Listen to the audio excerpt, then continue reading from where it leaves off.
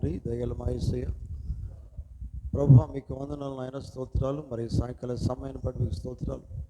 ఈ సమయం మీరు మాకు ఇచ్చినందుకు స్తోత్రాలు నాయన తండ్రి. ప్రభా, ఈ సమయంలో ఇంతవరకు ప్రభా మీ నామమును ఘనపరచుటకు, మేము స్తుతించుటకు, ఆరాధించుటకు మీరు మాకు మంచి సమయం అనుగ్రహించారు. మీరు అన్నారు ప్రభా, మరి తను మీ సన్నిధిలో ఒక దినము గడుపుట 1000 దినాల కంటే శ్రేష్టమన్నారు తండ్రి. మరి గొప్ప శ్రేష్టతను మాకు ఇచ్చిన స్తోత్రాలు. మరి సాయంకాల సమయంలో ప్రభా కుడి వచ్చిన ప్రతి బిడ్డను మీరు ఆశీర్వదించండి.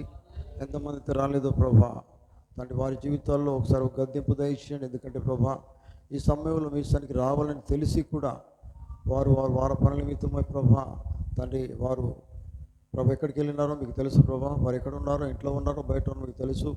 వారితో మీరు మాట్లాడండి, మీ సన్నిధికి నడిపించండి నాయన. మీకు స్తోత్రాలు. మరొకసారి ప్రభా కూడి వచ్చిన బిడ్డలందరూ మీకు స్తోత్రాలు. ఈ సమయంలో ప్రాముఖ్యంగా ప్రభు మీకు వాక్యం మేము సమీపిస్తూ ఉండగా ప్రభు మమ్మల్ని మేము తగ్గించుకుంటూ మహిమ ఘనత ప్రభావాలు మీకు ఎవరిపిస్తూ ప్రార్థన యేసు క్రీస్తు నామంలో కూర్చో ఉన్నాం. ఆమేన్. సమయంలో మనం పరిశుద్ధ గ్రంథముల నుండి దేవుని వాక్యం చదువుకుందాం. గలతీయులకు రాసిన పత్రిక 3వ అధ్యాయము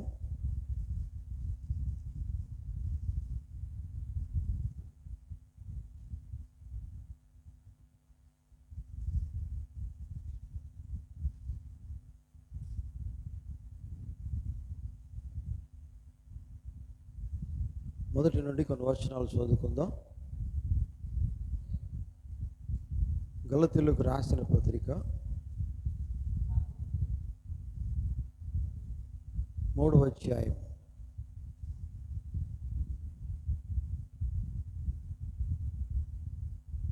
1 నుండి కొన్ని వచనాలు. ఓ అవివేకులైన గలితులారా, మిమ్మను ఎవడు బొమ్మ పెట్టను, సిలువ వేయబడినట్టు వాడినట్టుగా యేసుక్రీస్తు మీ కన్నుల ఎదుట ప్రదర్శించబడిన కదా. ఇది మాత్రమే మీ వలన తెలుసుకొని కోరుస్తున్నాను. ధర్మశాస్త్ర సంబంధమైన క్రియల వలన ఆత్మను పొందితిరా, లేక విశ్వాసంతో వినటం వలన పొందితిరా? మీరింత అవివేకులై ఉన్నారా? మొదట ఆత్మానుసారంగా ఆరంభించి ఇప్పుడు శరీరానుసారంగా పరిపూర్ణులవుదురా? వ్యర్థముగానే ఇన్ని కష్టములు అనుభవించితిరా? అది నిజముగా వ్యర్థమగున? ఆత్మను మీకు అనుగ్రహించి మీలో అద్భుతములు చేయించువాడు ధర్మశాస్త్ర సంబంధమైన క్రియల మూలముగా లేక అవిశ్వాసంతో వినటం వలన చేయించున్నాడు. అబ్రహాము దేవుని నమ్మెను, అది అతనికి నీతిగా ఎంచబడెను. 7వ వచనం. కాబట్టి విశ్వాస సంబంధులే అబ్రహాము కుమారులని మీరు తెలుసుకొనుడే. ఆమేన్. 7వ వచనం జాగ్రత్తగా వినండి, మరోసారి చదువుదాం. కాబట్టి విశ్వాస సంబంధులే అబ్రహాము కుమారులని మీరు తెలుసుకొనుడి. దేవుడు విశ్వాస మూలముగా అన్యజనులకు నీతిమంతులుగా తీర్చునని లేఖనము ముందుగా చూచి మీ యందు అన్యజనులందరూ ఆశీర్వదించబడుదురని అబ్రహామునకు సువార్త ముందుగా ప్రకటించెను. కాబట్టి విశ్వాస సంబంధులే విశ్వాసము గల అబ్రహాముతో కూడా ఆశీర్వదించబడుదురు. ఆమేన్. దేవుడు తన మాటలు దీవించును గాక. అదే రీతిగా మనము 3వ అధ్యాయమే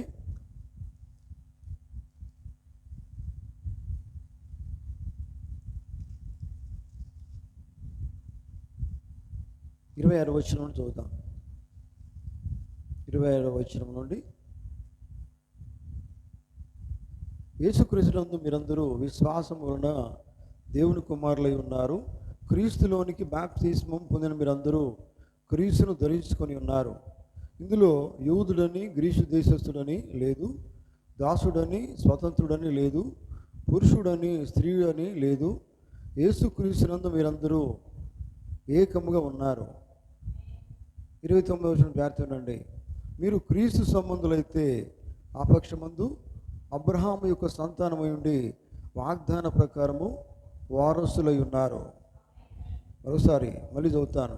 మీరు క్రీస్తు సంబంధులైతే ఆ పక్షమందు అబ్రహాము యొక్క సంతానమై ఉండి వాగ్దాన ప్రకారము వారసులై ఉన్నారు. దేవుడు తన మాటలు దీవించును గాక. ప్రార్థన చేసుకుందాం. హల్లెలూయా. స్తోత్రము స్తోత్రము స్తోత్రం. Thank you Jesus. అయ్యా వందనాలు ప్రభా. స్తోత్రాలు నాయన. ఈ సాయంకాల సమయము మీరు మాకు ఇచ్చినందుకు స్తోత్రాలు చెల్లిస్తున్నాం ప్రభా. ముఖ్యంగా చదువుకున్న వాక్య భాగాన్ని మీకు స్తోత్రము నాయన ప్రభా. మరి ఈ సమయంలో మరి వాక్య భాగంలో నుండి మీరు మాతో మాట్లాడండి ప్రభా. తండ్రి మేమేమై ఉన్నాం మాకు బయలుపరచండి నాయన. తండ్రి మీకు స్తోత్రాలు. మాకు వినగలిగిన చెవులను దయచేయండి, అర్థం చేసుకోగలిగిన హృదయాన్ని దయచేయండి ప్రభా. మీకు స్తోత్రాలు. ఈ సమయంలో మీ చేతులకు అప్పగిస్తూ ఉన్నాను ప్రభా. నేను మాట్లాడకుండా మీరు మాత్రమే మాట్లాడండి. ఎందుకంటే ప్రభా మీరు మాట్లాడే దేవుడు నాయన. మీ మాటలో జీవం ఉన్నది, మీ మాటలో శక్తి ఉన్నది నాయన. మీ మాట మా జీవితాలను మారుస్తూ ఉన్నది, మా జీవితాలను సరి చేస్తుంది, మా జీవితాలను దిద్దుతుంది నాయన. ఒక దిద్దుబాటు స్థలంలో మేము ఉన్నాము నాయన. మా వాక్యము ద్వారా మేము సరిచేయబట్టుకు వాక్యంలో ప్రభా ఏమి మా కొరకు రాయబడి ఉన్నదో అది మేము గ్రహించటకు మా హృదయాన్ని తెరవండి నాయన. మాకు మంచి ప్రత్యక్షత అనుగ్రహించండి. ఈ సమయంలో ప్రభా మీరే వాక్యం ద్వారా మాట్లాడి మా జీవితాలను బలపరచండి. మరి మేము ఏ సంతానమే ఉన్నా మాకు బోధించండి, గ్రహింప చేయండి, జీవింప చేయండి. మీరే వాక్యం ద్వారా మాట్లాడి మహిమ ఘనత ప్రభావాలు పొందవలసిందిగా ప్రార్థన మన ప్రభువును రక్షకుడైన ప్రభు అయిన యేసుక్రీస్తు పరిశుద్ధమైన నామంలో అడుగుతూ ఉన్నాం. ఆమేన్. కూర్చుందాం.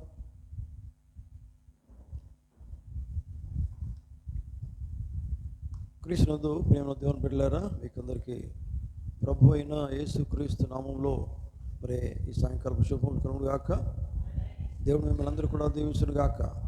హల్లెలూయా. మనము గలితీయులకు రాసిన పత్రిక 3వ అధ్యాయంలో నుండి కొన్ని వాక్య భాగాలు మనం చదువుకున్నాం. 7వ వచనంలో 3:7లో ఒక మాట ఉంది. అక్కడ ఏమంటారంటే ఆయన చూడండి, ఆ మాట చదువుతాం ఒకసారి. కాబట్టి విశ్వాస సంబంధులే అబ్రహాము కుమారులని మీరు తెలుసుకొనుడి. ఆమేన్. ఎందుకంటే అంతకుముందు దేవుడు వాగ్దానం చేసినట్టుగా ఉంది. విశ్వాసం మూలముగా అన్యజనులు నీతిమంతులుగా తీర్చున్న లేఖనంలో వ్రాయబడి ఉన్నదని ఇక్కడ గలితీయులకు రాస్తూ పౌలు మాట్లాడుతూ ఉన్నారు. హల్లెలూయా. ఇంకా మీరు గమనించాలంటే చూడండి, 26 నుంచి మనం చదువుకున్నాం. అక్కడ ఏముందంటే 27వ వచనంలో క్రీస్తులోనికి బాప్తీసం పొందిన మీరందరూ కూడా క్రీస్తును ధరించుకొని ఉన్నారు. తర్వాత ఇంకేమన్నారు?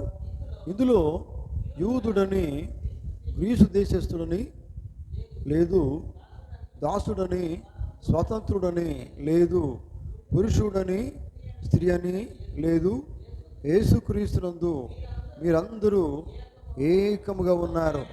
ఆమేన్. తర్వాత మీరు క్రీస్తు సంబంధులైతే ఆ పక్షమందు అబ్రహాము యొక్క సంతానమై ఉండి వాగ్దాన ప్రకారము వారసులై ఉన్నారు. నేను మీతో మాట్లాడే టాపిక్ కూడా అదే ప్రియులారా. మీరు అబ్రహాం సంతానమై ఉన్నారు. దేవునికి స్తోత్రం. హల్లెలూయా. మీరు అబ్రహాం సంతానం ఏ రీతి మనం చేపడుతున్నాం? అబ్రహాంకి ఎంతమంది సంతానం? అబ్రహాం గురించి ఒకసారి మనం ఆలోచించాలా. అబ్రహామును దేవుడు పిలిచాడు. జాగ్రత్తగా వినండి. హల్లెలూయా. అబ్రహాము ఎక్కడో ఉన్నాడు, కానీ దేవుడు పిలిచాడు. కానీ దేవుడు దేవుని పిలుపునకు అబ్రహాం లోబడ్డాడు. నిజమేనా? ఆ పిలుపు లోబడి బయటకు వచ్చేసాడు కదా. తెలియని ప్రదేశానికి అబ్రహామును దేవుడు తీసుకుపోయాడు, తెలిసిన ప్రదేశానికి కాదు. నిజమేనా? కొత్త ప్రదేశానికి తీసుకుని పోయినాడు. అందుకని అబ్రహాము దేవుని నమ్మెను, నీతిమంతుడని తీర్చబడాను. నిజమేనా? హల్లెలూయా. అబ్రహాం గురించి మనం ఆలోచించినట్లయితే ప్రియులారా, ధ్యానించినట్లయితే అబ్రహామును దేవుడు పిలిచినప్పుడు అప్పటికి ఆయనకి ఎన్ని సంవత్సరాలు? 75 సంవత్సరాలు, 75. అప్పటికి ఆయన భార్యకి 65 సంవత్సరాలు. కానీ చూడండి, అప్పటికి వారికి సంతానం లేదు. నిజమేనా? ఎట్టున్నారా? హల్లెలూయా. కానీ చూడండి, దేవుడు పిలిచిన తర్వాత ఆ మాటకి అబ్రహాము లోబడ్డాడు. ఆమేన్. ఎందుకంటే మనం ధ్యానించే టాపిక్ ఏంటంటే మీరు అబ్రహాం సంతానమై ఉన్నారు. హల్లెలూయా. దేవునికి స్తోత్రం. చూడండి, మనకు తెలుసు అబ్రహాం యొక్క ఆయన గురించి మీకు చాలామంది తెలుసు అని నేను అనుకుంటున్నాను. ఆమేన్. ఎందుకంటే అబ్రహాము శారాలకి సంతానం లేదు కదా.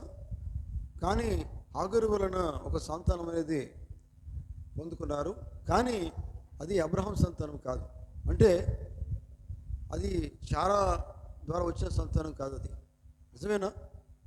హల్లెలూయా, దేవునికి స్తోత్రం, హల్లెలూయా. కానీ చూడండి ఇక్కడ ఏంటంటే ఇస్సాకు ఉన్నాడు, అబ్రహాము శారా ద్వారా దేవుడు వాగ్దాన పుత్రుడుగా ఇస్సాకును అనుగ్రహించాడు. నిజమేనా? ఎప్పుడు, ఏ సమయంలో ఇచ్చాడు దేవుడు? ఎప్పుడది?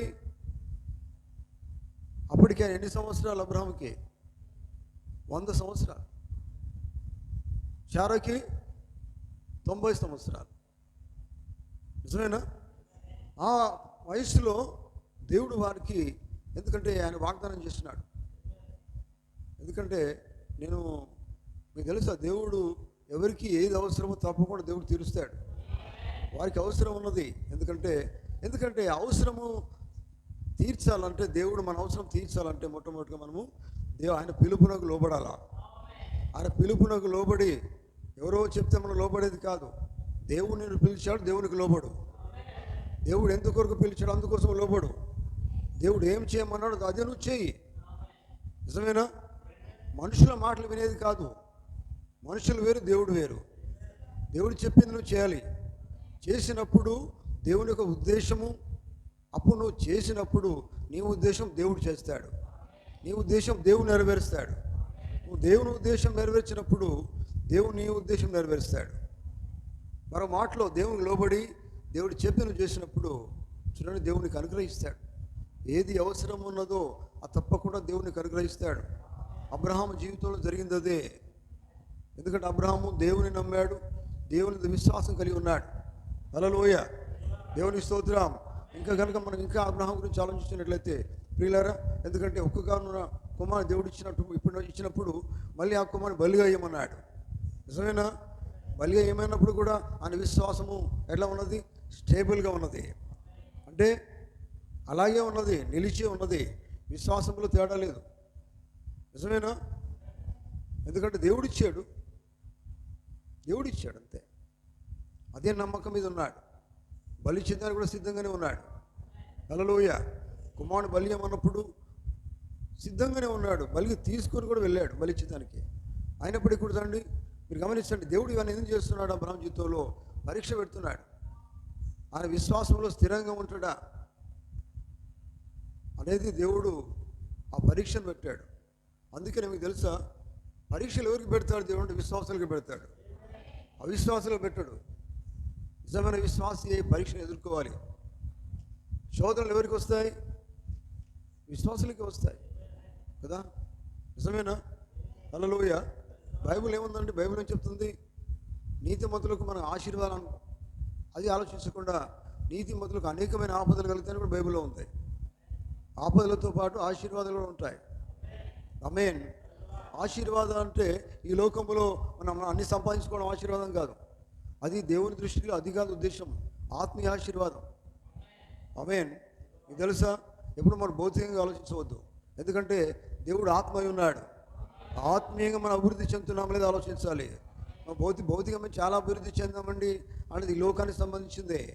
కానీ ఆత్మీయ అభివృద్ధి చెందేది దేవునికి అవసరమై ఉన్నది. అది ఆత్మీయ జీవితమై ఉన్నది. ఎంతవరకు నువ్వు ఆత్మీయంగా ఎదుగుతూ ఉన్నావు అనేది దేవుడు చూస్తాడు కదా. ఇప్పుడు అబ్రహాము ఆత్మీయంగా పిలిచాడు. దేవుడు ఎక్కడో ఉన్నటువంటి ఆయన్ని బయటికి పిలిచాడు. పిలిచినప్పుడు చూడండి, ఆ జీవితం అది ఎలా ఉన్నదంటే, ఎట్లా ఉన్నదండి? విశ్వాసంతో కూడుకున్న జీవితం అది. దేవుడు చెప్పింది చేయడం అనేది.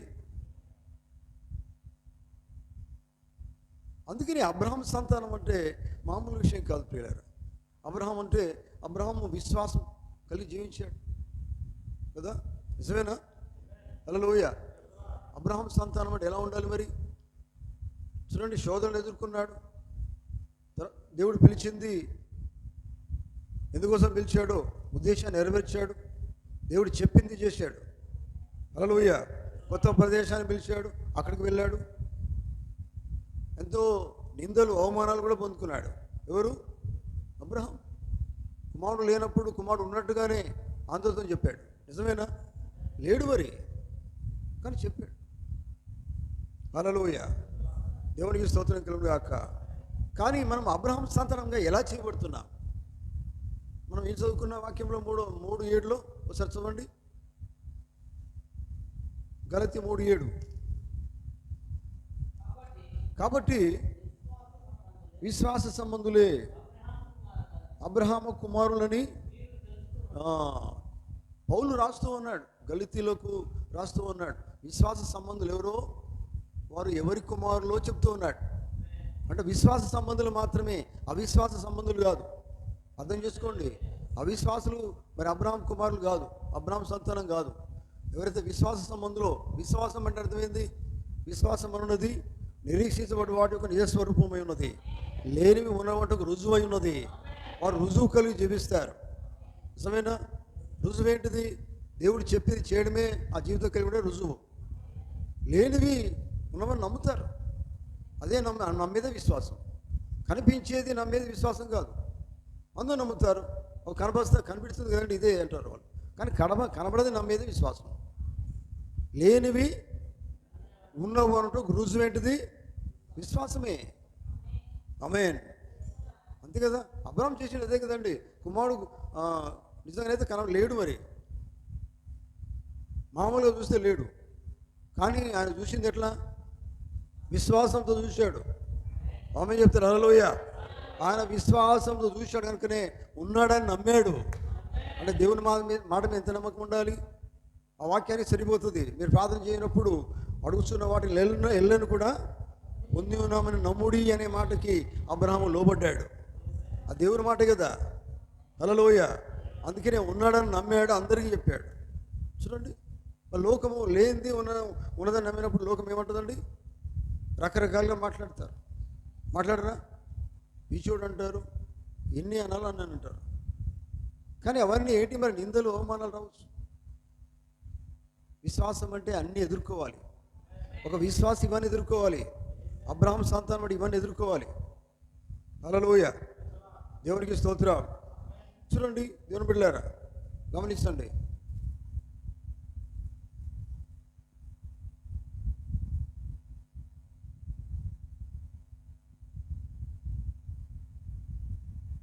మనం అబ్రహాం సంతానముగా ఎలా చేయబడుతున్నామంటే క్రీస్తు ద్వారా చేయబడుతున్నాం. అర్థమవుతుందా? హల్లెలూయా. ఎందుకంటే 26వ వచనం చూడండి ఏముంది అక్కడ. విశ్వాసము ద్వారా కుమారులు అన్నాడు. తర్వాత ఇంకా 26 నుంచి చూడండి, 3:26. యేసుక్రీస్తునందు మీరందరూ విశ్వాసము వలన దేవుని కుమారులై ఉన్నారు. క్రీస్తులోనికి బాప్తిస్మం పొందిన ఎవరిలోకి? క్రీస్తులోనికి బాప్తిస్మం పొందడం అంటే అర్థమైంది. బాప్తిస్మం అంటే అర్థం ఏంటిది? చావడమే కదా, నిజమేనా? అర్థమవుతుందా? బాప్తిస్మం అంటేనే పాతిపెట్టబడడం, చనిపోవడం కదా. క్రీస్తులో మరణించిన వారికి అందరికీ దేవుడు వాళ్ళు ఏమవుతున్నారు? అబ్రహాము సంతానమవుతున్నారు. క్రీస్తులో మృతి పొందిన వారందరూ కూడా అబ్రహాం సంతానమే. ఆమేన్. చూడండి, అక్కడ అబ్రహాం సంతానం కాదు, అక్కడ అబ్రహాం సంతానం ఎవరున్నారు? పాత నిబంధనలో అన్యుల వలన అన్యులమైన మనము యేసుక్రీస్తు ద్వారా అబ్రహాం సంతానముగా చేయబడుతూ ఉన్నాం. హల్లెలూయా. క్రీస్తు ద్వారా. అక్కడ ఏముందండి చూడండి ఒకసారి. యేసుక్రీస్తునందు మీరందరూ విశ్వాసము వలన దేవుని కుమారులై ఉన్నారు. క్రీస్తులోనికి బాప్తిస్మం పొందిన ఎవరిలోకి? అందరూ చెప్పాలి, ఎవరిలోకి? క్రీస్తులోనికి అంటే అర్థమైంది. బాప్తిస్మం అంటే మీకు అర్థమైంది. బాప్తిస్మం అంటే పాతిపెట్టడం అంటే చనిపోవడమే. క్రీస్తులోని మరణించిన వారందరూ కూడా ఏమై ఉన్నారు? అబ్రహాము సంతానమై ఉన్నారు. తర్వాత చూడండి, ఇందులో ఎవరు లేరు, ఇలా తేడాలు ఏమి లేవు. యూదుడని, గ్రీసు దేశుడని, ఇంకా స్త్రీ అని, పురుషుడని ఎవరు కూడా లేరు. ఎందుకంటే ఎవరైనా కానీ కాక క్రీస్తులో మరణించినట్లయితే వారు ఏమవుతున్నారు? ఏ సంతానం వచ్చేబడుతున్నారు? అబ్రహాము సంతానం వచ్చేబడుతున్నారు. ఆమేన్. ఇంకా 29వ వచనం. మీరు క్రీస్తు సంబంధులైతే. ఎవరైతే? ఏ సంబంధులు? క్రీస్తు సంబంధులు అంటే వాళ్ళు ఎట్లా క్రీస్తు సంబంధులు అవుతారు? ఎట్లా? క్రీస్తులో మరణించడం అంటే అది కొత్త జన్మ అవుతుంది. ఆమేన్. నిజమేనా? బాప్టిజం అంటే అర్థం ఏంటిది? నూతన జన్మే కదా. నిజమేనా? క్రీస్తులో పాతి పెట్టబడడం, క్రీస్తులో మరణించిన వాళ్ళందరూ కూడా ఏమవుతున్నారంటే అబ్రహాం సంతానంగా చేయబడుతూ ఉన్నారు. ఆమేన్. అందుకే ఇక్కడ ఆయన ఏమన్నాడు? మీరు క్రీస్తు సంబంధులైతే మాత్రమే. ఆ పక్షమందు అబ్రహాము యొక్క సంతానమై ఉన్నారు. హల్లెలూయా. మీరు క్రీస్తు సంబంధులైతే మాత్రమే ఏమై ఉన్నారు? అబ్రహాం సంతానమై ఉన్నారు. ఇక్కడ అన్నారైనా నిజమేనా? మళ్ళీ అర్థం చేసి మళ్ళీ చదవండి. మీరు క్రీస్తు సంబంధులైతే ఆ పక్షమందు అబ్రహాము యొక్క సంతానమై ఉన్నారు. తర్వాత ఇంకా వాగ్దానం ప్రకారము వారసులై ఉన్నారు. అబ్రహాముకి ఏదైతే ఇచ్చాడో దేవుడు, అవన్నీ ఎవరికి ఇస్తాడు? ఆ వారసత్వం ఎవరికి ఇస్తాడు? అబ్రహాం సంతానానికి ఇస్తున్నాడు. అబ్రహాం సంతానాన్ని కూడా ఇస్తున్నాడు అదే వారసత్వం. అబ్రహాం ఎట్లా దీవించాడు? అబ్రహాం ఎన్నైతే దేవుడి నుంచి పొందుకున్నాడో ఇవన్నీ ఎవరికి ఇస్తున్నాడు? ఆయన అబ్రహాం సంతానానికి ఇస్తున్నాడు. అబ్రహాం సంతానం ఎవరు? మీకు తెలుసా? అబ్రహాంకి ఎంతమంది ఉన్నారు కుమారులు అంటే? ఇద్దరే కనబడతారు మనకి. ఒకరు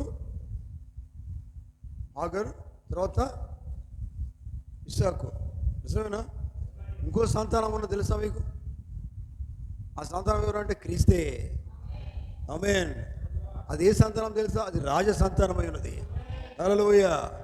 రాజ సంతానం, రాజు అయిన క్రీస్తు. మనం క్రీస్తు నుండి మనము ఆ రాజరికాన్ని పొందుకుంటున్నాం. హల్లెలూయా. అర్థమవుతుందా? దేవునికి స్తోత్రం కలుగును గాక. చూడండి దేవుని బిడ్డలారా, ఎందుకంటే అందుకనే ప్రవక్త ఏమన్నారంటే,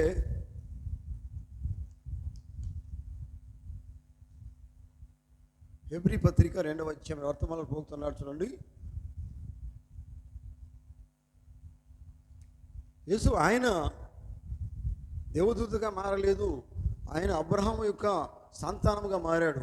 మరియు మనము క్రీస్తులో మృతి పొందిన వారమైతే అప్పుడు మనం అబ్రహాము యొక్క సంతానముగా మార్చబడుతూ ఉన్నాం. మరియు వాగ్దాన ప్రకారం వారసులమై ఉన్నాం. ఆమేన్. చూడండి, దేవుడు ఒక దేవదూత స్వరూపం తీసుకోలేదు. అర్థమవుతుందా? కానీ ఆయన ఏం చేసిండంటే దేవదూతగా మారలేదు, కానీ ఆయన మానవునిగా మారాడు.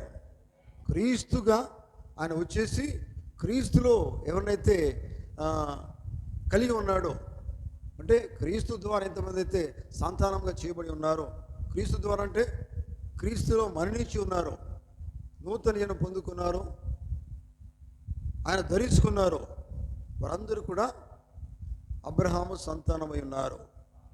ఆమేన్. హల్లెలూయా. దేవుని బిడ్డలారా, ఇప్పుడు అబ్రహాం సంతానం మనం చెప్పుకున్నంత మాత్రానే కాదు, అబ్రహాము లాంటి జీవితం మనకు రావాలా?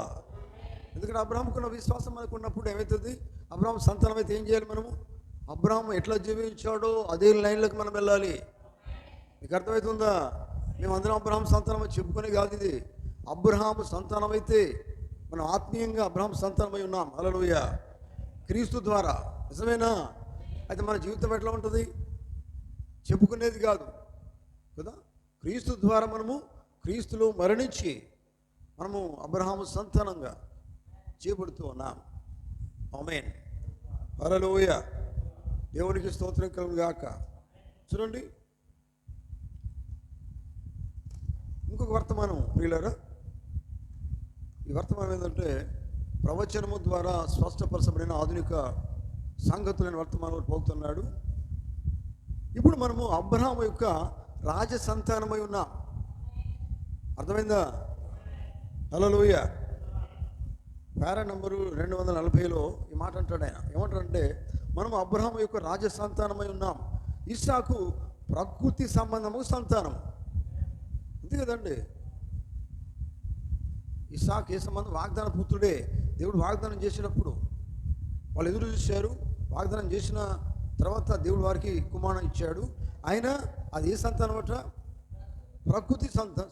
ప్రకృతి సంబంధము సంతానం. కానీ వాగ్దానం చేయబడిన వాక్యమందు విశ్వాసం ఉంచిన వారు రాజ సంతానమై ఉన్నారు. అంటే వాక్యం అంటే ఎవరు? క్రీస్తే.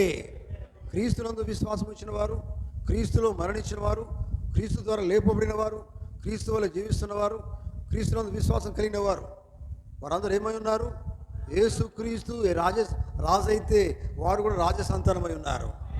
అంటే యేసుక్రీస్తే రాజ సంతానమై ఉన్నాడు. ఎందుకంటే అబ్రహాముకు ఇద్దరు కాక ఇంకొక ఆయన ఉన్నాడు, ఆయన క్రీస్తే, అది రాజ సంతానమై ఉన్నది. అర్థమవుతుందా? మనము క్రీస్తు ద్వారా కూడా ఏం చేయబడుతున్నామంటే మామూలు సంతానం కాదు, అబ్రహాం సంతానము, తర్వాత ఇంకా రాజ సంతానం క్రీస్తు ద్వారా. నిజమేనా? అర్థమవుతుందా? హల్లెలూయా. అబ్రహాం యొక్క విశ్వాసము, జాగ్రత్త ఉండండి, అబ్రహాం యొక్క విశ్వాసము క్రీస్తునందు మృతి పొందిన మనము అబ్రహాం యొక్క సంతానమై ఉన్నాం. అదే రీతిగా వాగ్దాన ప్రకారము మనం వారసులమై ఉన్నాం. ఎట్లా మనము అబ్రహాం సంతానం చేయబడుతున్నాం? క్రీస్తునందు మృతి పొందితే. నిజమేనా? క్రీస్తునందు మృతి పొందాలంటే అర్థమైంది, మనం చావాలా. అదే చెప్పేది. మృతి అంటే అర్థమైంది చనిపోవడమే కదా. చనిపోయినోడికి ఏ జీవితం ఉంటుందండి? పాత జీవితం అనేది ఉండనే ఉండదు. ఇంకా పాత జీవితంలో జీవించిందంటే ఇంకా అతను మరణించలే, చావాలా. ఎక్కడ చావాలా? క్రీస్తులో చావాలా. అంటే అర్థమైంది, బాప్టిజం ద్వారా మృతి పొందాలా, నూతన జన్మ పొందుకోవాలి. హల్లెలూయా. అర్థమవుతుందా? దేవునికి స్తోత్రం కలుగును గాక. కనుక దేవుని బిడ్డలారా జాగ్రత్త అర్థం చేసుకోండి. చూడండి,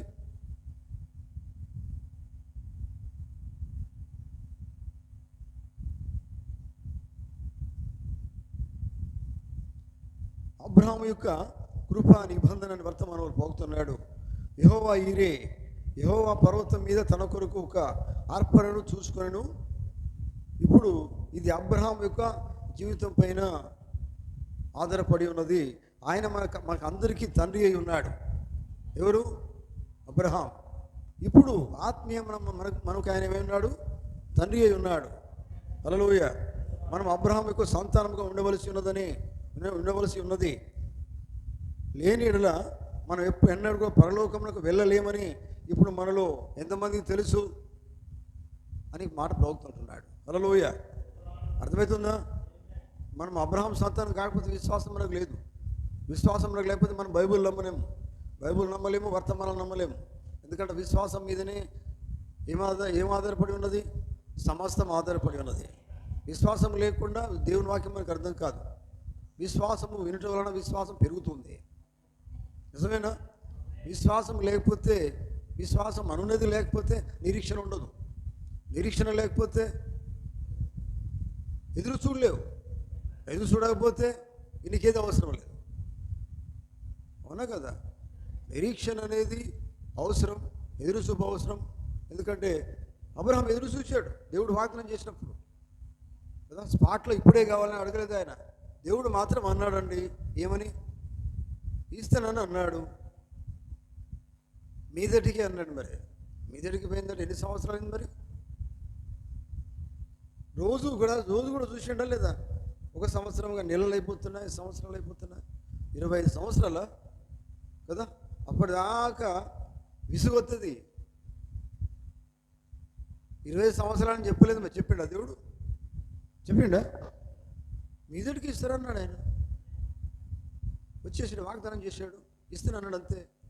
25 సంవత్సరాల దాకా నువ్వు ఆగాలి అబ్రహాం అని చెప్పలేదా? అట్లా చెప్తే మాత్రం ఆగేటోడేనా? అంత దూరం అండి. కనిపెట్టుకోవడం అంటే అర్థమైందంటే విశ్వాసం అనేది ఎట్లా ఉంటుందంటే, ఆ డేట్లు ఇవన్నీ మనకు అవసరం లేదు, మన నెలలు అవసరం లేదు. అది జరిగేదాకా నువ్వు కనిపెట్టుకోవాల్సిందే. దేవుడు చెప్పిన మాట నెరవేర్చేదాకా నువ్వేం చేయాలి? ఎదురు చూడాలి. ఆ ఎదురు చూచేదే విశ్వాసం. ఆమేన్. హల్లెలూయా. చూడండి, మనం తప్పకుండా అబ్రహాం సంతానమై ఉండాలి. ఆమేన్. ఎందుకంటే అబ్రహాం యొక్క సంతానం అనగా చూడండి,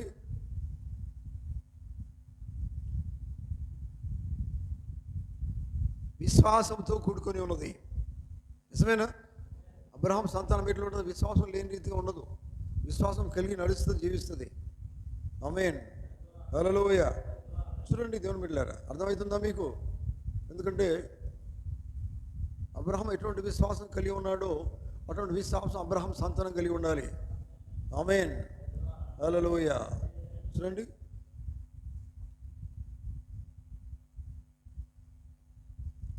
అబ్రహాం సంతానం ఎలా ఉండాలో చెప్తాడు ఆయన. చూడండి, అబ్రహాం యొక్క కృపా నిబంధన అని వర్తమానము. ఇప్పుడు అబ్రహాం యొక్క సంతానం ఉండుటకు నీవు ఎన్నడూ దేవుని వాగ్దానం నుండి వెనుకకు వెళ్ళవు. అర్థమైంది ఈ మాట? దేవుడు నీకు వాగ్దానం చేసినప్పుడు ఆ వాగ్దానమును నుండి నువ్వు ఎప్పుడు వెనుకకు వెళ్ళవంటే దాని మీదనే నిలబడతాం అర్థం. అంటే వాగ్దానం దాటిపోవు, వాగ్దానం కోసం ఎదురు చూస్తామని అర్థం. అది అర్థమవుతుందా? వెనుకకు వెళ్ళమంటే వెనుకకు వెళ్ళవు, ఇక దాని మీద నిలబడతావు. దేవుడైతే వాగ్దానం చేశాడో ఆ వాగ్దానం కోసము ఎదురు చూస్తావు. ఆమేన్, వింటున్నారా? ఇది అబ్రహాం సంతానం చేయవలసింది. దేవుని స్తోత్రం. నువ్వు ఎల్లప్పుడూ దేవుని యొక్క వాగ్దానం పాటించవలసి ఉన్నది. ఆమేన్. దేవుని సంతానంగా అబ్రహాం సంతానంగా నువ్వు చేపట్టినప్పుడు ఏం చేయాలట? ఎల్లప్పుడూ, ఒకరోజు కాదు, 2 రోజులు కాదండి, వింటున్నారా? నువ్వు ఎల్లప్పుడూ దేవుని యొక్క వాగ్దానములను పాటించవలసి ఉన్నది, ఎదురు చూడవలసి ఉన్నది. వాగ్దానం కోసం ఎదురు చూడవలసి ఉన్నది. హల్లెలూయా. అది ఎలా ఉన్నను నీకు లెక్కలేదు. అది ఎప్పుడు వస్తుందా అని నువ్వు ఎదురు చూడవలసిన లెక్క వేసుకునే అవసరం లేదు. దేవుడు ఇస్తానన్నాడు అంతే, నువ్వు ఎదురు చూడవలసిందే. ఆమేన్, అర్థమవుతుందా? అది ఎలా ఉన్నను నీకు లెక్కలేదు, లెక్క కాదు, లెక్క లేదు. నువ్వు ఆలోచించకూడదు. ఆయన ఇస్తానన్నాడు, దానికోసం నువ్వు కనిపెట్టుకోవాలి. ఎన్ని సంవత్సరాలని నువ్వు ఆలోచించవద్దు, అది పొందుకునేదాకా నువ్వు కనిపెట్టాలా. ఆమేన్. అదే అబ్రహాము చేసి ఉన్నది, అదే అబ్రహాం చేశాడు. అది పొందుకునేదాకా కనిపెట్టుకున్నాడు. అట్లాగే మరి మనము అబ్రహాం సంతానమైనప్పుడు మనం కూడా అదే చేయాలి. పొందుకునే వరకు ఏం చేయాలి? కనిపెట్టుకోవాలి. ఈ సంతానమే కాదు, ఏ వాగ్దానమైనా. ఆమేన్, నిజమేనా? అబ్రహాం ఎట్లా చేసి మొట్టమొదటి చేయవలసింది ఏంటంటే, దేవుడిని పిలిచినప్పుడు ఆయన చెప్పింది నువ్వు చేయాలంతే. అదే చేసిండు అబ్రహాం. నిజమేనా? అర్థమవుతుందా? హల్లెలూయా. చూడండి, అయితే ఆ అబ్రహాం సంతానమును జీవిస్తున్నప్పుడు ఎవరో నిన్ను ఏమో అంటారు, ఎవరో ఏమో నిన్ను అంటారు. ఇటు చూడండి, ఎవరు ఏమన్నా కానీ లెక్కకు తీసుకోవద్దు. అది లెక్కకు రాదు, లెక్కకు తీసుకోకూడదు. ఎవరు ఏమి చెప్పినా దాన్ని పట్టించుకోవద్దు. అర్థమవుతుందా? ఆమేన్, హల్లెలూయా. ఎందుకంటే నువ్వు ఎదురు చూసేది వాగ్దానం, దేవుని మాట. దేవుడు ఏమి చెప్పాడో ఆ మాట మీద నీ ఉండి నువ్వు ఎదురు చూడు. అబ్రహాం సంతానము ఆ రీతిగా ఉంటుంది, ఆ రీతిగా ఉంటుంది. హల్లెలూయా. అబ్రహాం సంతానం ఆ రీతిగా ఉంటుందండి. కానీ మనకు చాలాసార్లు ఎట్లా ఉంటుందంటే, ఒక మాట నమ్మకం ఉంటుంది కాసేపు దేవుని మీద, దేవుడు ఇస్తాడు, చేస్తాడు, ఇది ఇస్తాడు, అది ఇస్తాడు, ఇది ఇస్తాడు అనుకుంటాడు. కానీ దానికంటే ముందు మనం చేయవలసింది, నేను అడిగేది కరెక్టేనా? దేవుని అడిగినప్పుడు అవసరం లేనిది మనం అడగొద్దు. అవసరం ఉన్నది అడిగితే దేవుడు ఇస్తాడు. అర్థమైందా? అవసరం లేనిది మనం అడిగితే ఆయన ఇవ్వడు. అసలు అడిగేదానికి కూడా మనకు అది లేదు. అవసరం లేనిది మనకి ఎందుకు? అవసరం ఉంది, కావాలి. నిజమేనా? వింటున్నారా? ఆమేన్, హల్లెలూయా. అందుకనే చూడండి, పరిశుద్ధాత్మగానేమి అని వర్తమానం పోగుతున్నాడు. మనం క్రీస్తులో ఉన్నప్పుడు చూడండి, అప్పుడు మాత్రమే మనం అబ్రహాం సంతానంగా మారి ఉన్నాం. వింటున్నారా? ఎప్పుడు మనము అబ్రహాం సంతానంగా చేయబడుతున్నాం? క్రీస్తులో ఉన్నప్పుడు. క్రీస్తు అంటే ఏమై ఉన్నది? క్రీస్తు అంటే వాక్యమై ఉన్నది. వాక్యములో మనం ఉన్నప్పుడు. నిజమేనా? వింటున్నారా? క్రీస్తులో ఉన్నప్పుడు అంటే క్రీస్తు వాక్యమై ఉన్నది. వాక్యములో మనం ఉన్నప్పుడు, వాక్యములో చనిపోయినప్పుడు, వాక్యం ద్వారా బతుకుతున్నప్పుడు చూడండి, లోకరీత్యా చనిపోవడం, దేవుల్లో జీవించడం. హల్లెలూయా. చూడండి, బాప్టిజం అర్థమదే. మరణించడం, క్రీస్తులో మరణించడం అంటే ఆ బాప్టిజంలో మరణించడం లోకరీతిగా. కానీ క్రీస్తులో మనము ఏం చేయబడ్డాం? లేపబడ్డాం. ఆమేన్, హల్లెలూయా. చూడండి దేవుని బిడ్డలారా, ఆత్మీయ మతి మరుపు అనే వర్తమానంలో పౌతుకు మాట అన్నాడు. అబ్రహాము యొక్క రాజ సంతానముగా ప్రత్యక్షమైనప్పుడు ఆయన చేసింది అదే. చూడండి, పరిశుద్ధాత్మ వచ్చినప్పుడు అదే కార్యాలు రాజసంతానముగా యేసుక్రీస్తు ప్రభు ఏ కార్యాలు చేశారో రాజసంతానముగా అబ్రహాం సంతానముగా చేయబడినటువంటి ఆయన పిల్లలు కూడా అదే కార్యాలు చేస్తారు. ఎప్పుడు? పరిశుద్ధాత్మ కలిగి ఉన్నప్పుడు. నిజమైన యేసుప్రభు చెప్పలేదా?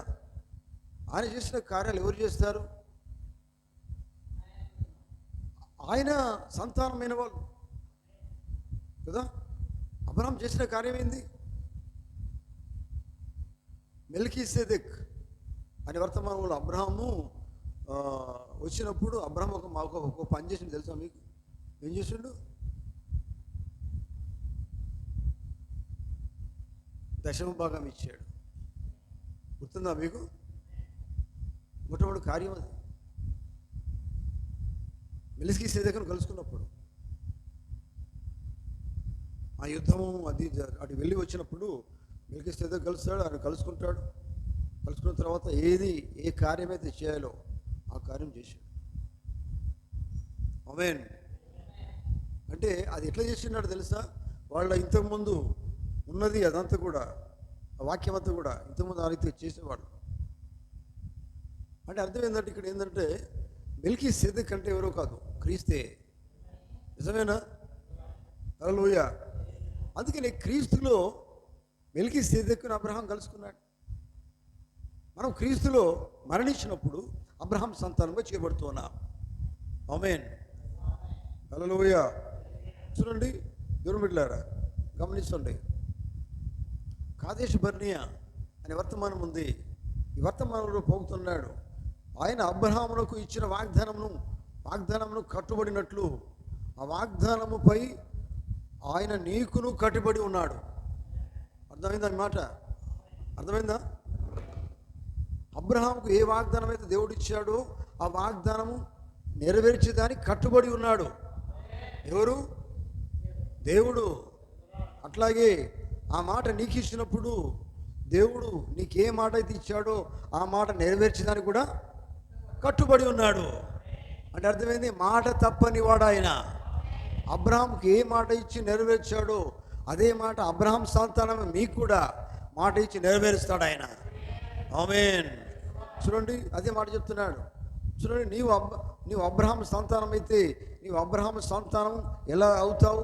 క్రీస్తులో మృతి పొందిన అబ్రహాం సంతానముగా నువ్వు చేయబడి ఉన్నావు. ఆమేన్. అంత మాత్రమే కాదు, వాగ్దానములకు వారసులు కూడా అయి ఉన్నావు. ఆయన వాగ్దానం వారసత్వం పొందుకున్నాడు. అబ్రహాంకి ఎట్లయితే వాగ్దానం చేసినాడు ఆ వాగ్దానం నెరవేర్చిన దేవుడు అబ్రహాం సంతానానికి కూడా వాగ్దానం నెరవేరుస్తాడు ఆయన. ఆమేన్, హల్లెలూయా. ఆయన ఇంకా ఏమంటాడు పోతుంటే, దేవుడు అబ్రహామునకు ఉన్న మాదిరిగా నీకు కూడా కట్టుబడి ఉంటాడు. అది దానిలోనికి భయమంతటి కూడా నువ్వేం భయపడాల్సిన అవసరం లేదు. దేని గురించి నువ్వు భయపడవద్దు. దేవుడు నిన్ను వాగ్దానం కోసము ఎదురు చూడమంటాడు. వాగ్దానం నెరవేర్చేవాడు ఆయనే, నువ్వు నమ్మాలి. ఆమేన్. ఆయన చెప్పిన దానిపై నువ్వు కనిపెట్టుకుని ఉండు. ఆమేన్, హల్లెలూయా. అర్థమవుతుందా? కనుక దేవుని పిల్ల ఈ సాయంకాలము గమనించండి. మీరు అబ్రహాం సంతానమై ఉన్నారు. మనం ఏమై ఉన్నాం? అబ్రహాం సంతానమై ఉన్నాం. అబ్రహాం సంతానం అంటే మనం అన్యులము, మనం ఇజ్రాయేలు కాదు. తెలుసా? అన్ని జనాంగంలో పిలువబడిన వాళ్ళు మనము. ఆమేన్. కనుక అన్ని జనుల నుండి క్రీస్తులో మరణించిన వారిని ఆయన అబ్రహాం రాజ సంతానంగా చేసుకున్నాడు. మీకు తెలుసా? అబ్రహాంకి 2 కుమారులైతే 3వ కుమారుడు రాజ సంతానము. ఆయన ప్రభు అయిన యేసుక్రీస్తు ద్వారా ఎవరైతే మరణించి ఉన్నారో తిరిగి మరి నూతన జన్మ పొందుకున్నారో క్రీస్తు ద్వారా క్రీస్తునందు మృతి చెందిన వారందరూ కూడా అబ్రహాం సంతానంగా చేయబడి ఉన్నారు. అబ్రహాంకి ఏ వాగ్దానం దేవుడు చేశాడు అవే ఎవరికి ఇచ్చాడు ఆయన? అబ్రహాం సంతానమైన మనకు కూడా ఇచ్చాడు ఆయన. అబ్రహాంకి ఎట్లా నెరవేర్చినాడో వాగ్దానం చేసి అదే రీతిగా మనకు వాగ్దానం చేసి నెరవేరుస్తాడు ఆయన, మనం నమ్మినట్లయితే. విశ్వాసమే అది. నిజమేనా? హల్లెలూయా. దేవునికి స్తోత్రం కలుగును గాక. కనుక దేవుని బిడ్డలారా సాయంకాలం గమనించండి, చూడండి.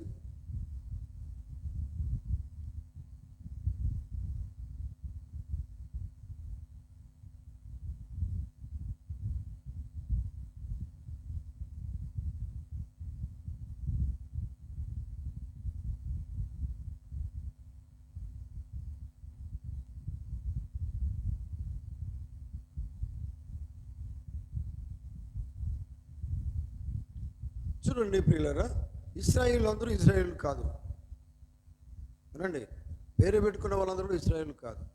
మీకు తెలుసా, ఇశ్రాయేల్ జనాంగంలో నుండి దేవుడు తనకిష్టమైన వాళ్ళకు ఒక సంఖ్య ఉన్నది, తెలుసు కదా?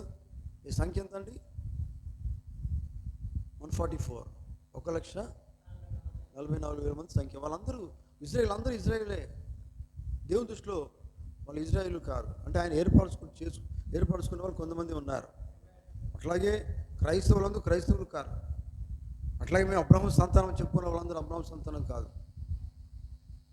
ఎవరైతే విశ్వాస సంబంధులే, విశ్వాసంతో జీవిస్తారో, వారు నిజంగా క్రీస్తులో మరణించి ఉన్నారు, క్రీస్తును కలిగి ఉన్నారు, క్రీస్తు ద్వారా జీవిస్తూ ఉన్నారు, క్రీస్తును కలిగి ఉన్నారు, వాక్యమును కలిగి ఉన్నారు, వారే అబ్రహాం సంతానంగా చేయబడతారు. వారు అబ్రహాంకున్న విశ్వాసం కలిగి ఉంటారు. హల్లెలూయా. దేవునికి స్తోత్రం. దేవుని బిడ్డలారా, మీకు అర్థమవుతుందా? అర్థమైందా? మరి ఈ సాయంకాలం గమనించండి, మనం ఏమై ఉన్నామంటే మనం అబ్రహాం సంతానమై ఉన్నాం. అవునండి. మీకు తెలుసు కదా, అబ్రహాం రొమ్మును ఆనుకొని ఉన్నది ఎవరు? గుర్తుందా? ధనవంతుడు, లాజరు ఇద్దరు ఉన్నారు కదా. ఇద్దరు మరణించినప్పుడు లాజరు ఎక్కడికి కొనిపోబడ్డాడు? అబ్రహాం రొమ్మును ఆనుకున్నాడా లేదా? ఆమేన్. హల్లెలూయా. అవునండి. అబ్రహాం గురించి ఎందుకు చెప్తున్నాడు? మరి అక్కడ ఎందుకు అబ్రహాం పెట్టాడు? చూడండి, గమనించండి. అబ్రహాం సంతానం అంటే మరి లాజరు ఎట్లా జీవించాలి లోకంలో తెలుసా? విశ్వాసం బట్టి జీవించాడు. పేదవాడు కదా. చూడండి, విశ్వాస సంబంధి అయినా, అందుకని అబ్రహామును ఆనుకొని ఉన్నాడు. హల్లెలూయా. కనుక గమనించండి, అబ్రహాం సంతానం అంటే ప్రియులారా, అబ్రహామును గురించి, ఆయన జీవితం గురించి మనం ఆలోచించాలి. క్రీస్తులో మనం మరణించాం, కరెక్టే, బాగానే ఉంది. కానీ విశ్వాసం అనేది ఎట్లా ఉండాలంటే చెప్పుకునే రీతిగా ఉండకుండా, మరి అబ్రహాము జీవితంలో ఆయన ఎట్లా జీవించాడు? దేవుడు ఆయన పిలిచాడు, పిలిచినప్పుడు ఆ పిలుపుకు లోబడ్డాడు, దేవుడు చెప్పింది చేశాడు, దేవుని మాటకు లోబడ్డాడు, దేవుడు పరీక్షలు పెట్టాడు. పరీక్షలు ఉండగానే ఎన్ని పరీక్షలు పెట్టినా కానీ ఆయన పారిపోలేదు. పరీక్ష నిలిచి ఉన్నాడు.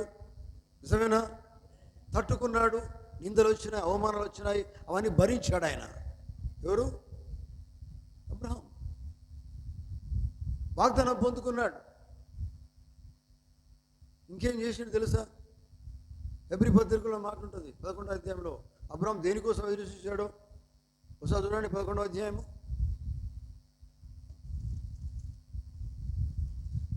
హెబ్రీలకు రాసిన పత్రిక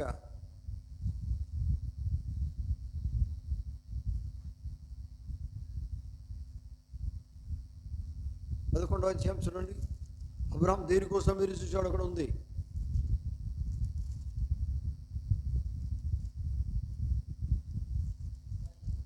చూడండి.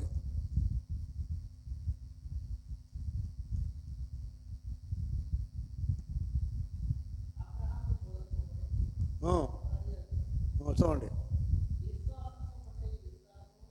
విశ్వాసం బట్టి ఇస్సాకును బలిగా అర్పించి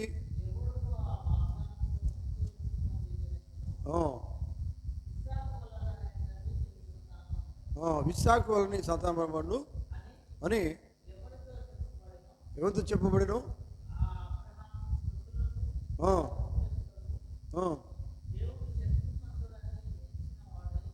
చూడండి, దేవుడు శక్తిమంతుడు నుంచి ఎంచబడిన వాడై చూడండి, ఇక్కడ ఆయన బలి అర్పించాడు అని ఇక్కడ చెప్పబడుతూ ఉన్నది. గమనించండి, చూడండి ఇంకా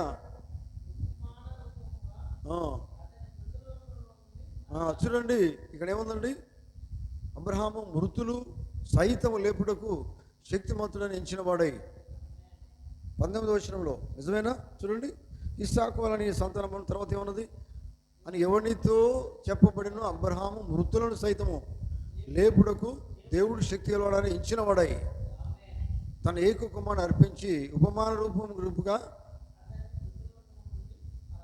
పొందుకున్నాడు. చూడండి, అంటే ఆయనకి అప్పుడు తెలిసింది అబ్రహాంకి ఏంటిదంటే దేవుడు నా కుమారుని తీసుకున్నాడు కానీ తిరిగి మళ్ళీ ఇస్తాడని. నిజమేనా? అది విశ్వాసం అండి, విశ్వాసం అది. చూడండి ఇంకేమన్నాడు, ఇంకా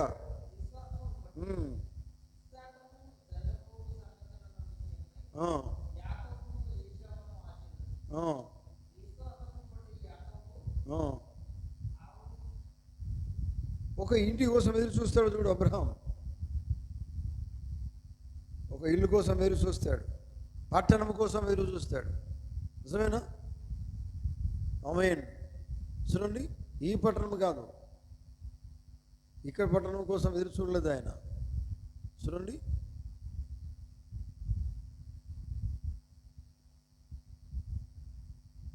హల్లెలూయా. మీరు గమనిస్తున్నారా?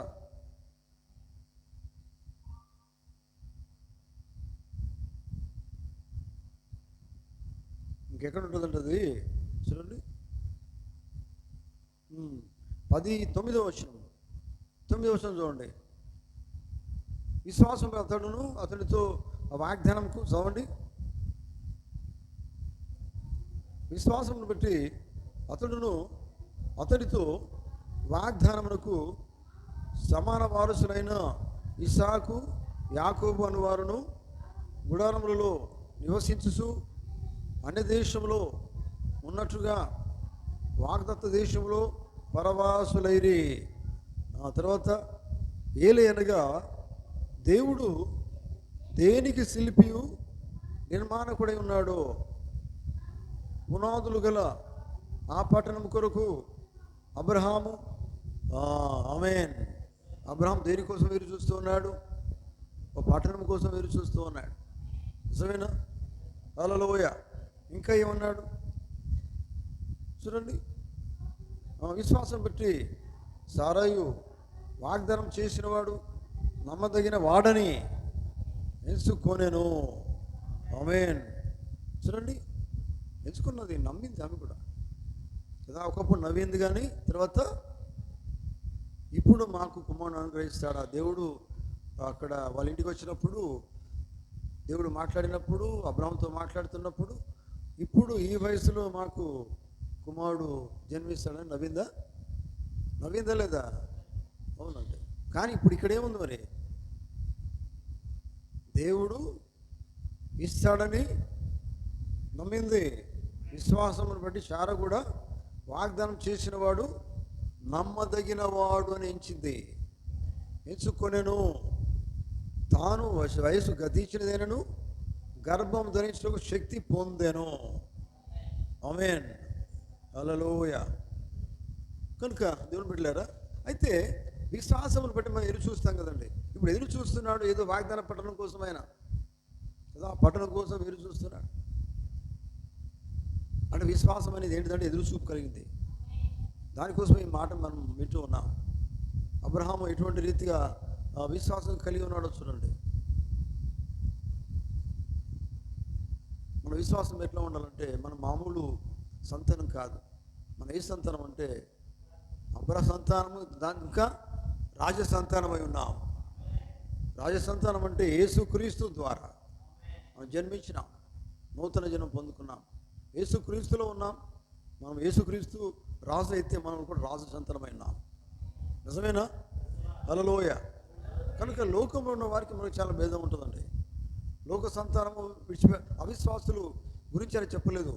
మనము గలితీలో 3 ఏళ్ళు ఏం చదువుకున్నామంటే విశ్వాసుల గురించి ఆయన మాట్లాడుతున్నాడు. విశ్వాసులు ఏమవుతున్నారు? వాగ్దానములకు వారసులవుతున్నారు.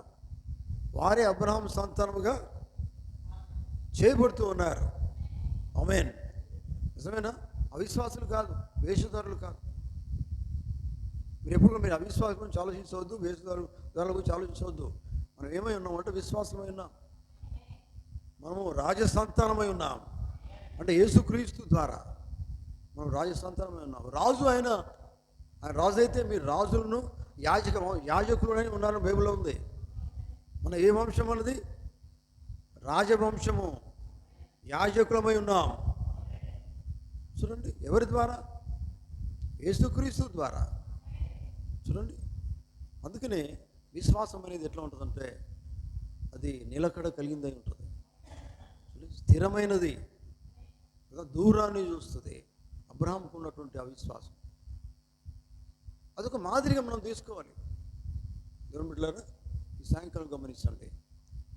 అబ్రహాము సంతానం అంటే అబ్రహాముకి 2 సంతానం ఉన్నారు, కానీ 3వ సంతానం యేసుక్రీస్తు. ఆయనే రాజు, ఆ రాజు సంతానమై ఉన్నారు. మనం ఏమై ఉన్నామంటే యేసుక్రీస్తు ద్వారా కూడా మనము రాజ సంతానమై ఉన్నాం. యేసుక్రీస్తు ఏమై ఉన్నాడు?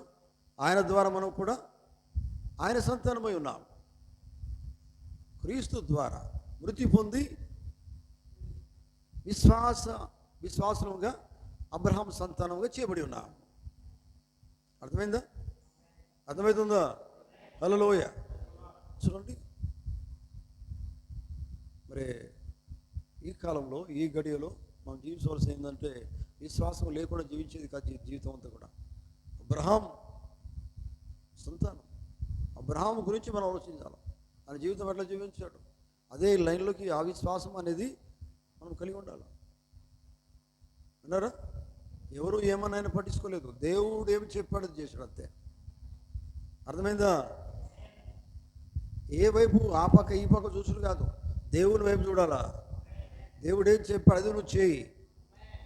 ఆ వాగ్దానము ఆయన నెరవేరుస్తాడని నమ్ము. ఆ నమ్మైతే విశ్వాసం. నిజమేనా? విశ్వాసం అనేది ఎక్కడి నుంచి వస్తుంది? ఆ వారసత్వం అంటే అబ్రహాం నుంచి వస్తుంది. మన వారసులం. చూడండి, అటువంటి జీవితం మనం కలిగి ఉండాలి ప్రియులారా. ఈ సాయంకాలం అవిశ్వాసంలో జీవించకండి. ఈ కాలం ఇంత వర్తమానము, చివరి వర్తమానం, ఆఖరి వర్తమానం, ముగింపు వర్తమానము, చివరి ముగింపులో ఉన్నప్పుడు కూడా అవిశ్వాసంలో జీవించే జీవితం మనకు కావు. మనం ఎలా ఉండాలి? విశ్వాస వీరులుగా ఉండాలా. విశ్వాస వీరులుగా ఉండాలా. చూడండి, సత్యమును నమ్మిన మనము సత్యములకు సాక్షులుగా ఉండాలా. సత్యం అంటే వాక్యమే. వాక్యములు సాక్షులుగా ఉండాలి. హల్లెలూయ. ఎవరో ఏమంటున్నారు వాళ్ళ వైపు చూసి కాదు, కేవలం యేసుక్రీస్తు వైపే చూడాలా. అవునండి, అదే మనం యేసుక్రీస్తు వైపు చూడాలంటే విశ్వాసం కావాలా. అదే మనం చేయవలసింది. ఆమేన్. హల్లెలూయ. కనుక దేవుని బిడ్డలారా గమనించండి, మీరేమై ఉన్నారంటే అబ్రహాం సంతానమై ఉన్నారు, రాజ సంతానమై ఉన్నారు. యేసుక్రీస్తు ద్వారా మీరు నూతన జన్మడితే పొందుకుంటున్నారు. క్రీస్తు ద్వారా మృతి పొంది అబ్రహాం సంతానంగా చేయబడి క్రీస్తు ద్వారా ఇంకా రాజ సంతానమై ఉన్నారు. యేసుక్రీస్తు రాజు అయితే మనం అక్కడికే వస్తున్నాం, రాజకుమారులం. అర్థమవుతుందా? కనుక అటువంటి విశ్వాసం కలిగి మనం జీవిస్తాం కదా. అర్థమవుతుందా? ఎప్పుడు మనకు అవిశ్వాసం రావద్దు. అవిశ్వాసం వస్తే వాక్యం నువ్వు నమ్మలేవు. వాక్యం ఏమి కూడా నమ్మలేవు. విశ్వాసి అంటేనే లేనిది ఉన్నట్టు నమ్మేవాడు. అదే విశ్వాసం. నమ్ముతున్నారా? హల్లెలూయ. మీరేమై ఉన్నారు? మనం అబ్రహాం సంతానమై ఉన్నాం. అబ్రహాము రాజ సంతానమై ఉన్నాం. యేసుక్రీస్తులో మనం భాగమైతే ఆయన వలనే మనం జీవిస్తాం. అటువంటి జీవితం మనం కలిగి ఉందాం. ఆమేన్. హల్లెలూయ. దేవుడు తన మాటలు దీవించును గాక. మనందరం లేచి నిలబడదాం. ఆమేన్. హల్లెలూయ.